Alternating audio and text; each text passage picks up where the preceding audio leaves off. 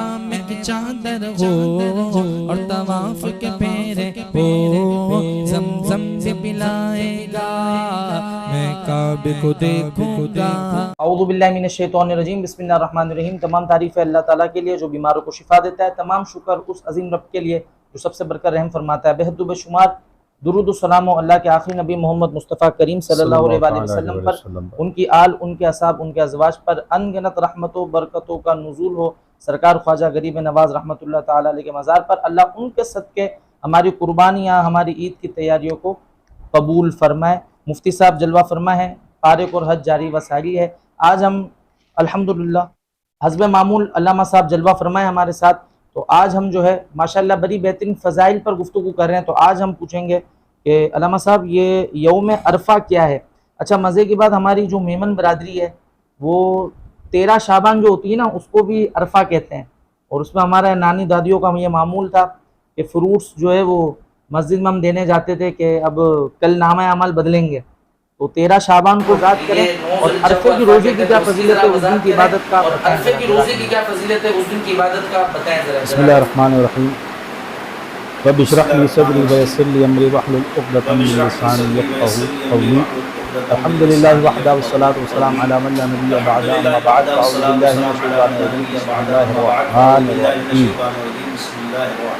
الرحیم۔ میں بے حد ممنون و مشکور ہوں جناب قبلہ السلام قاضی صاحب کا کہ انہوں نے ایک بار پھر جو ہے مجھے اس قابل سمجھا اور آپ تمام احباب کے سامنے لبخشا ہونے کا موقع فراہم کیا۔ سرکار علیہ السلام کے وہ ارشادات جو یوم عرفہ کی فضیلت پر خاص، بالخصوص خواتین جو ہیں وہ یوم عرفہ، جو عرفہ سمجھتی ہیں نا آج عرفہ ہے، تو وہ شعبان 15 شعبان سے ایک دن پہلے، میرے خیال سے 13 یا 14 شعبان کا جو دن 13 شعبان کا جو دن ہے اسے سمجھتی ہیں، اور وہ ان کے ذہنوں میں یہ ہوتا ہے کہ جی مردے آنے کا دن ہے گھروں میں، اور خاص پھر اہتمام فاتحہ کا، نیاز کا یہ کرتے ہیں۔ تو یہ عوام میں مشہور ہے، لیکن ایسا نہیں ہے۔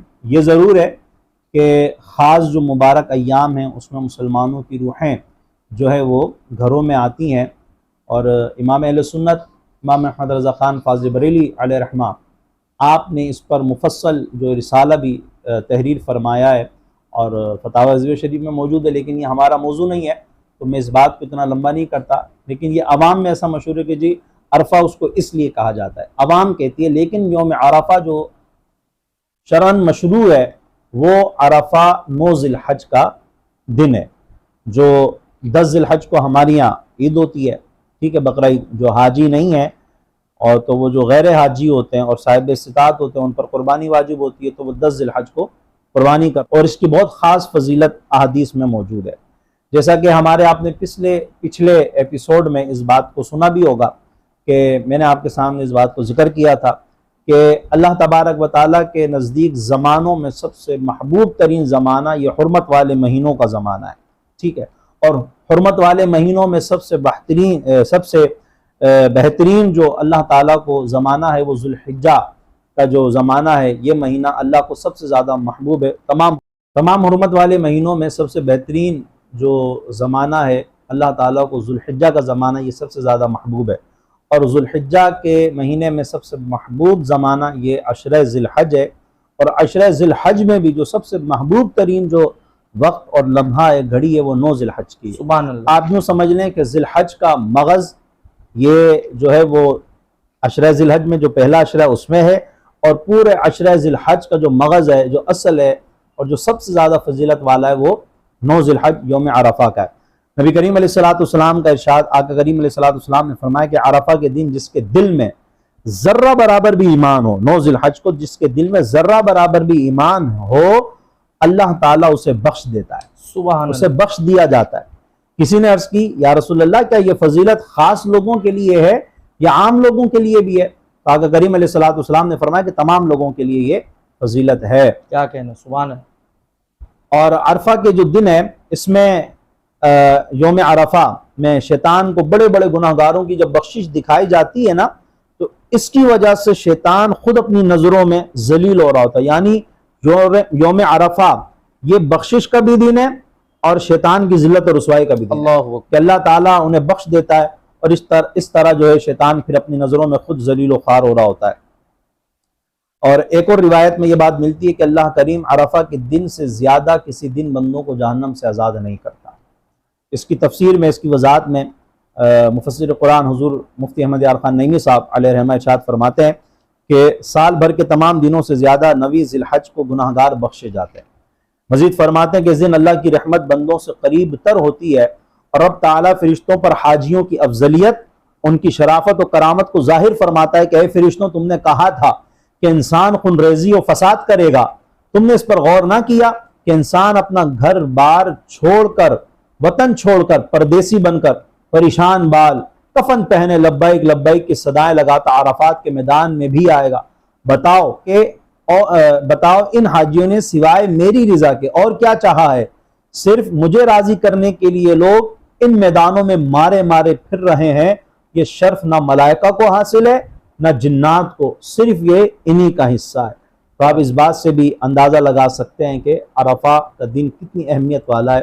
بلکہ میں آپ کو کہوں کہ عرفہ کا دن جو ہے نا، یہ مسلمانوں کی عید کا دن ہے۔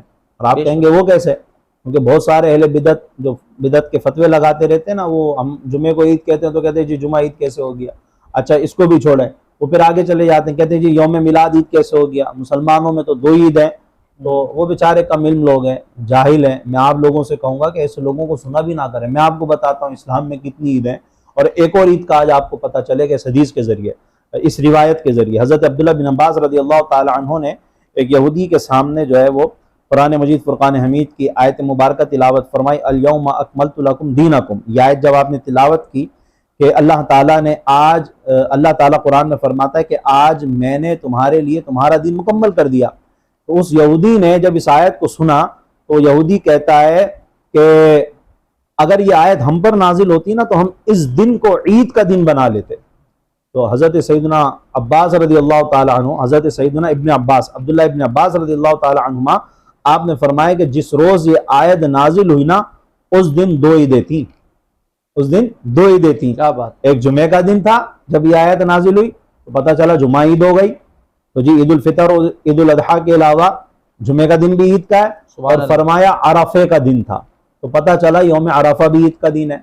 تو جب یہ 2 عیدیں نہیں ہیں صرف مسلمانوں کے یہاں، اسلام میں ان 2 عیدوں کے علاوہ جمعہ بھی عید ہے، عرفہ بھی عید ہے، اور پھر جن کے صدقے ہمیں یہ دن ملے، مبارک گھڑیاں ملی، تو ان کی آمد کا دن سب سے بڑا عید کا دن ہے۔ بے شک۔ تو ہمیں اس حدیث سے یوم عرفہ کی فضیلت بھی پتہ چلتی ہے اس بات سے، اور پھر ہمیں عرفہ کی فضیلت کے ساتھ ساتھ یہ بھی پتہ چلتا ہے کہ جی مسلمانوں کے یہاں اور بھی عیدیں ہیں جس کو وہ مناتے ہیں اور اہل ایمان ہی مناتے ہیں۔ اللہ تعالی ہمیں یوم عرفہ کی قدر کرنے کی توفیق عطا فرمائے۔ ایک فضیلت سنا کے میں اس گفتگو کو ختم کرتا ہوں، اور حضرت سیدنا فرقد رحمۃ اللہ تعالی علیہ فرماتے ہیں کہ ہر رات آسمان کے دروازے 3 مرتبہ کھولے جاتے ہیں، سبحان اللہ۔ اور جمعے کا جب دن آتا ہے تو آسمان کے دروازے 7 مرتبہ کھولے جاتے ہیں، اور جب عرفہ کا دن آتا ہے تو آسمان کے دروازے 9 مرتبہ کھولے جاتے ہیں۔ سبحان اللہ۔ تو ہو سکے تو آپ نے، جیسے ہم نے پچھلے ایپیسوڈ میں بھی بات عرض کی تھی کہ پورے عشرہ ذی الحج کا روزے رکھیں، آپ روزے رکھیں، نفلی روزے رکھیں، اور ورنہ خصوصیت کے ساتھ 9 ذی الحج کا روزہ ضرور رکھیں۔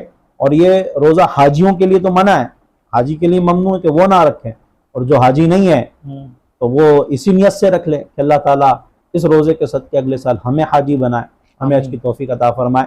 آمین بجاہ نبی الامین۔ ماشاءاللہ ماشاءاللہ۔ انشاءاللہ اگلے ایپیسوڈ میں ملیں گے۔ السلام علیکم ورحمۃ اللہ وبرکاتہ۔